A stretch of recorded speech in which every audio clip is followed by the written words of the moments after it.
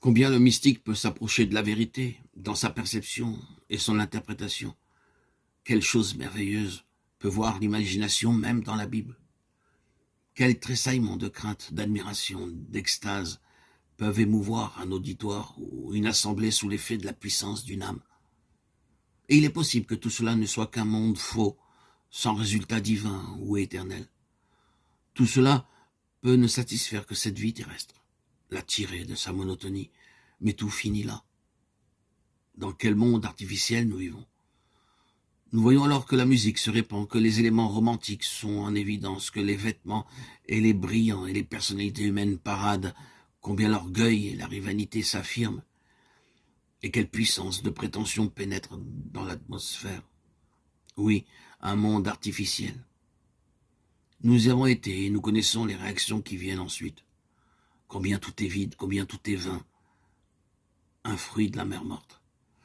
La tragédie dans ce mélodrame, c'est que c'est là, la vie véritable pour beaucoup. Ce monde de l'âme, c'est une imitation du diable, une imitation bien réalisée. Tout y est faux, ou que nous le trouvions associé à la religion ou ailleurs. Tout y est faux.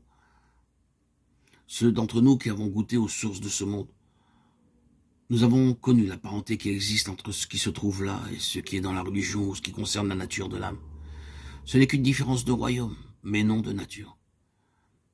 Ce que produisent la musique et le drame du monde dans un sens, les émotions, les palpitations, les soupirs de l'âme, le pathétique, les larmes, le mépris, la haine, la colère, la mélancolie, le plaisir et encore d'autres sentiments et émotions viennent de la même source, mais dans un environnement différent et un autre cadre. Et le fait est que ces sensations passent sans que l'on ait fait un seul pas en avant. Une musique un peu meilleure, un autre prédicateur, un lieu moins familier, quelques émotions nouvelles, stimuleront peut-être nos âmes. Mais où en sommes-nous après tout? Combien Satan doit rire derrière son masque, avoir la réalité de l'éternel. Que les hommes puissent comprendre que tandis qu'une âme élevée et cultivée qui possède un sens développé de ce qui est beau et sublime, quant à ce qui touche à ce monde, est infiniment préférable à une âme sordide. Ce n'est pas nécessairement une garantie que cette âme ait une connaissance personnelle et vivante de Dieu en tant que personne, et qu'elle soit réellement née de nouveau.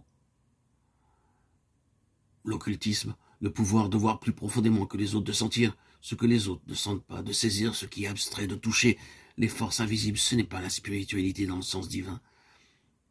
Le domaine de l'âme est complexe et dangereux, il peut soulever beaucoup d'hommes hors d'eux-mêmes, mais pour les plonger dans une ruine morale, mentale et physique où il n'y a plus aucune espérance.